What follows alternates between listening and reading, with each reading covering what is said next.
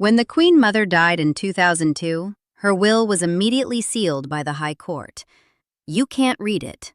I can't read it. Nobody outside the royal family has ever seen it. But here's the thing. We can reconstruct almost all of it. Because we know what she owned, we know what she owed, we know who she gave gifts to while alive, and we know who received her most valuable possessions after death. So let me show you what's in the will the Crown doesn't want you to see.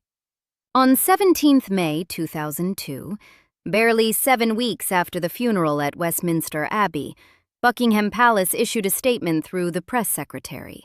It contained exactly one useful sentence. Queen Elizabeth, the Queen Mother, has bequeathed her entire estate to the Queen. That's it.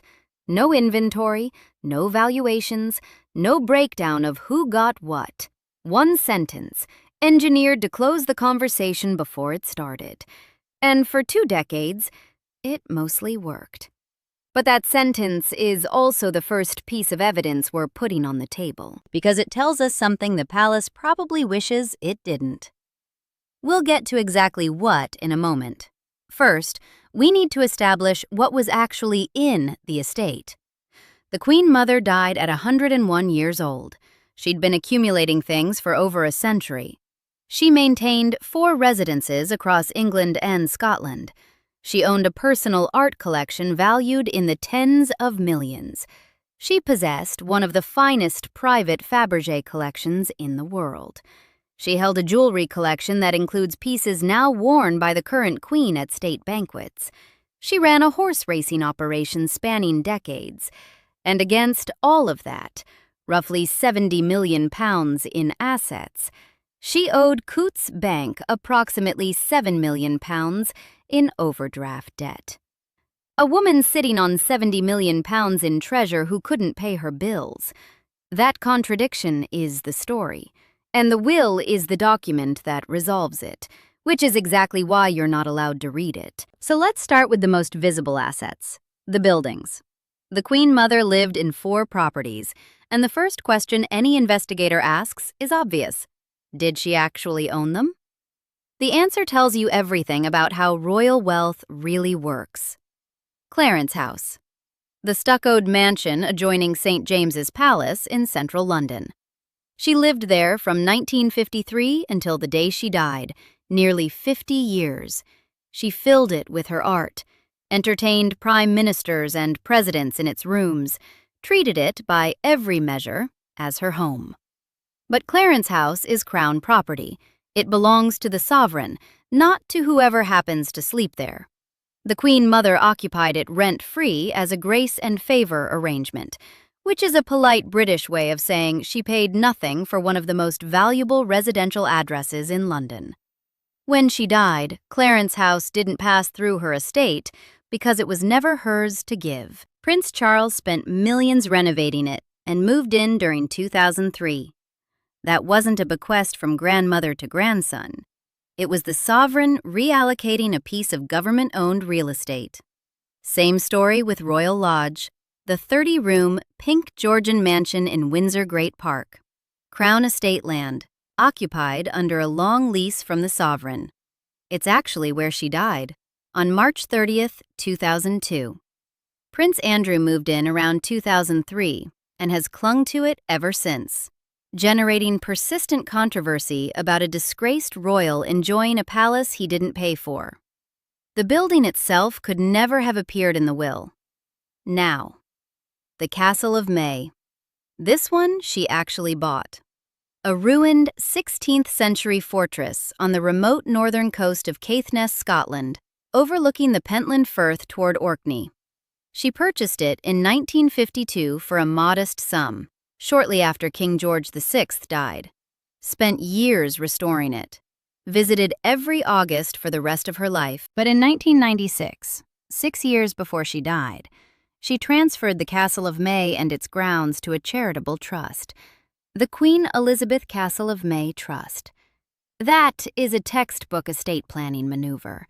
By placing the castle in trust while alive, she pulled it clean out of her taxable estate. Prince Charles became president of the trust. He's visited annually ever since. The castle never appeared in the will because it had already been given away. File that.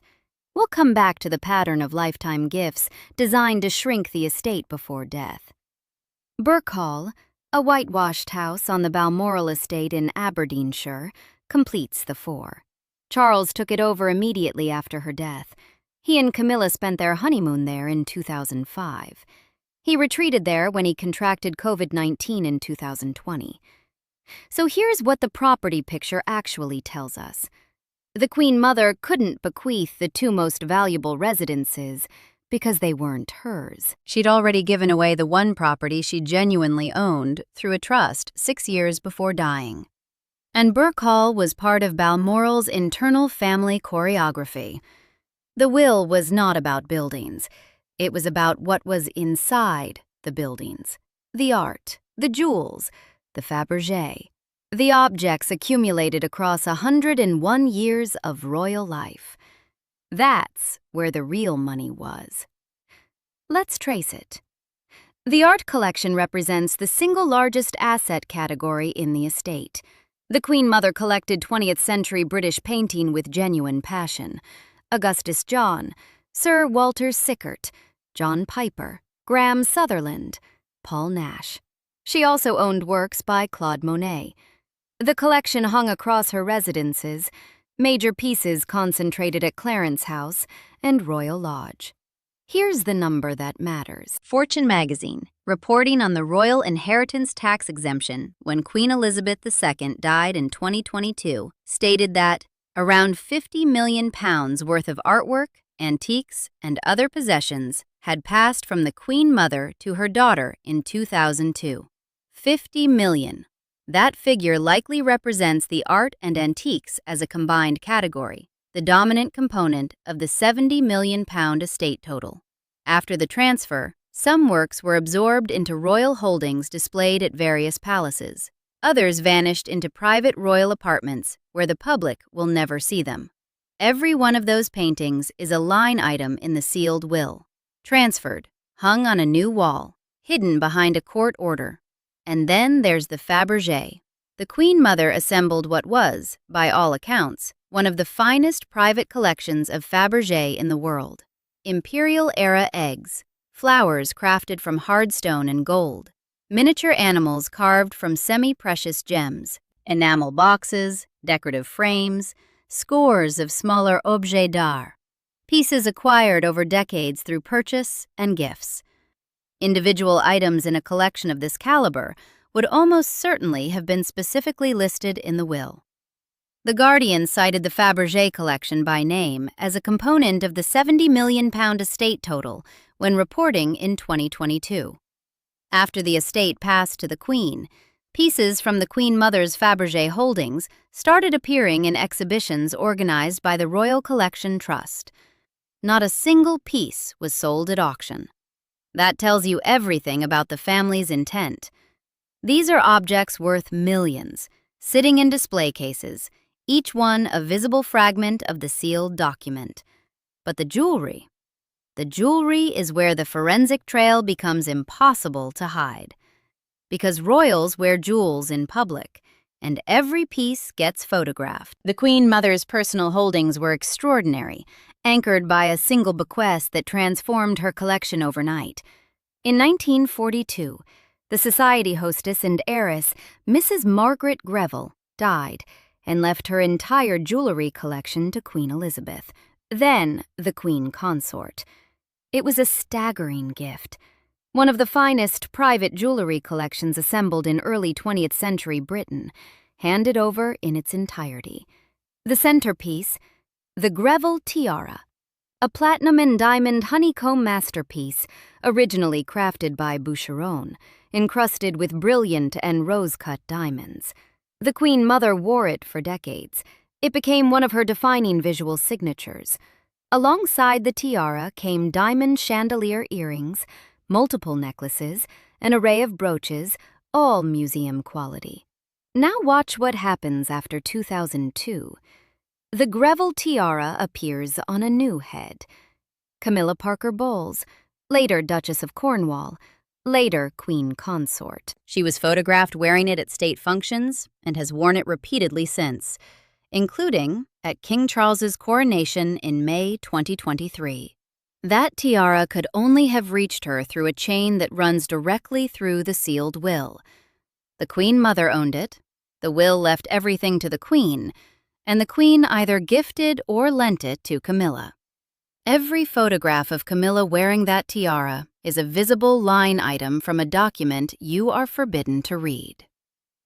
Brooches from the Queen Mother's collection started appearing on Queen Elizabeth II after 2002. Several pieces have since been seen on Catherine, Princess of Wales. The photographic record of royal jewelry appearances constitutes, in effect, an unofficial inventory of the will's jewelry provisions. The cameras do what the court order tries to prevent. They document exactly who got what. Then there are the horses, and this is where the asset column starts bleeding into the debt column. The Queen Mother was devoted to national hunt racing, steeplechase, and hurdles, the muddier, more dangerous cousin of flat racing. Over her lifetime, she owned roughly 450 horses. 450. She kept them in training with some of the sport's finest, Peter Cazalet, Fulk Walwyn, and later Nicky Henderson. At death, she had about a dozen horses in training, each costing tens of thousands of pounds annually in training fees, veterinary bills, transport, and jockey retainers. The operation was never profitable, not even close. Prize money in national hunt racing is a fraction of flat racing, and the costs of maintaining horses across multiple trainers vastly exceeded any winnings. Her most famous horse, Devon Loch, spectacularly collapsed within yards of winning the 1956 Grand National. The nation remembers the Queen Mother's gracious smile. Nobody tallied the cost. After her death, Queen Elizabeth II inherited the national hunt horses and folded them into her own racing operation. A bequest of sentiment as much as value, and a reminder that sentiment in the Queen Mother's world always came with a price tag. Which brings us to the debt. The Queen Mother banked with Coutts & Company, the exclusive private bank on the Strand that's held royal accounts for over 2 centuries. By the late 1990s, her overdraft had ballooned. The Guardian reported in 1999 that she owed Coutts £4 million, more than 6 times her annual civil list income of £643,000. By the time she died in March 2002, the overdraft had reportedly swollen to approximately $7 million. Coutts just let it accumulate. They weren't going to call in the overdraft of the Queen's mother. Everyone understood the debt would be settled from the estate upon death, a permanent, unsecured line of credit extended on the basis of birth rather than creditworthiness. No ordinary customer at any bank in Britain would have been offered the same terms. And here's where it becomes obscene. She owed approximately $7 million. On the shelves at Clarence House sat a Fabergé collection worth enough to clear that debt several times over. On the walls hung paintings, Monet, Sickert, Augustus John, any one of which could have reduced the overdraft to nothing.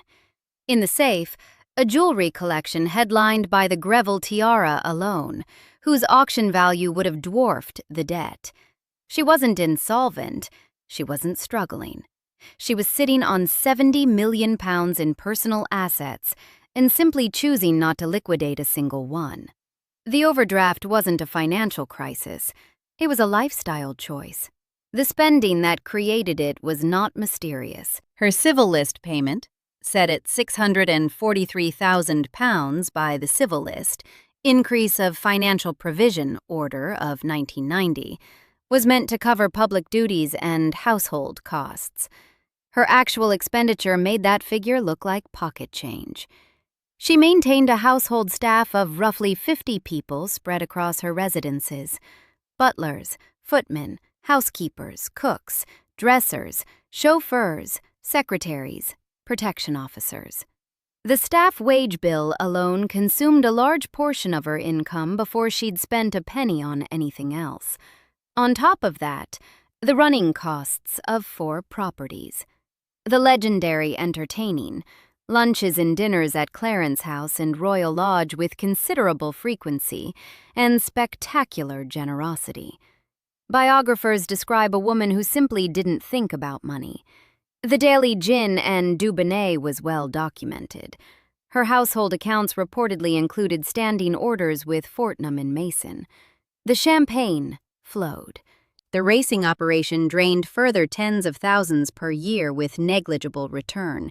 And the collecting, the art, the Fabergé, the jewels, decades of acquisition without a single corresponding sale. She spent like a woman with unlimited income, because in practical terms, she had it. The civil list, the bank overdraft, and the knowledge that a £70 million estate would cover whatever was left. Now, the exhibit that makes the entire picture snap into focus. Go back to that palace statement.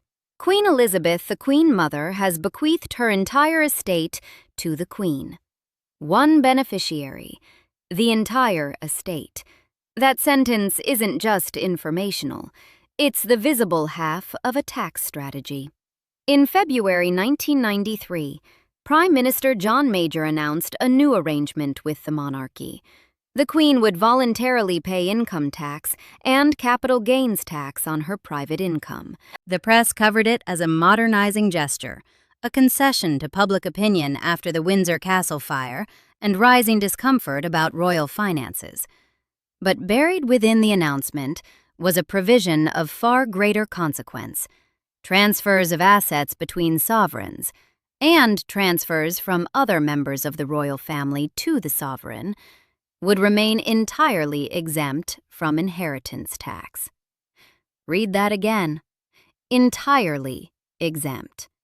On a normal estate worth £70 million, inheritance tax at 40% would mean roughly £28 million owed to His Majesty's Revenue and Customs. $28 million. That's what an ordinary British family would face on an estate that size. Well, an extraordinary family, but you get the point. By leaving everything to the Queen Mother's estate paid nothing. Zero. Not a penny in inheritance tax on £70 million in assets. The 1993 arrangement was designed precisely for this moment. The stated rationale was that without the exemption, the Crown's private assets would be eroded by successive rounds of death duties. The practical effect was that the royal family could pass its wealth through the sovereign as a tax-free way station, shielding fortunes that an ordinary family would lose 40% of overnight. And this is why the will is really sealed. Not to protect the Queen Mother's privacy. She's dead. The dead don't have privacy. The seal protects the system, because if you could read the will, you'd see the full picture in a single document. £70 million in assets, art, Fabergé, jewels, horses, accumulated by a woman who received public money through the civil list, who ran up £7 million in bank debt that was quietly absorbed by the estate, and who structured the entire inheritance so that not £1 of the £70 million was subject to tax. The same tax that every other family in Britain pays when a parent dies. So let's lay out the reconstructed will one last time. The entire estate, art valued at tens of millions, a world-class Fabergé collection, the Greville tiara and its accompanying jewels, a stable of National Hunt racehorses, the contents of 4 residences, all of it went to Queen Elizabeth II. The Coutts overdraft, approximately £7 million, was settled from the estate. And the inheritance tax bill on the remaining balance was exactly £0. The Castle of May had already been moved into a charitable trust in 1996. Clarence House and Royal Lodge were never hers. The lifetime gifts, whatever she'd quietly handed to Charles, to grandchildren, to staff, had already left the estate before she died. What remained was a single transfer. Everything she still owned to the one person in Britain who could receive it tax-free. The Greville tiara is on Camilla's head. The Fabergé is in royal collection exhibitions. The Monets and the Sickerts hang in rooms you'll never enter. The overdraft is paid. The will is sealed. And the system, the one that lets a £70 million estate pass without a penny in tax, while ordinary families sell their parents' homes to pay HMRC, that system is still in place. You now know what's in the document the Crown doesn't want you to see. The question is whether knowing changes anything. Subscribe for more stories like this.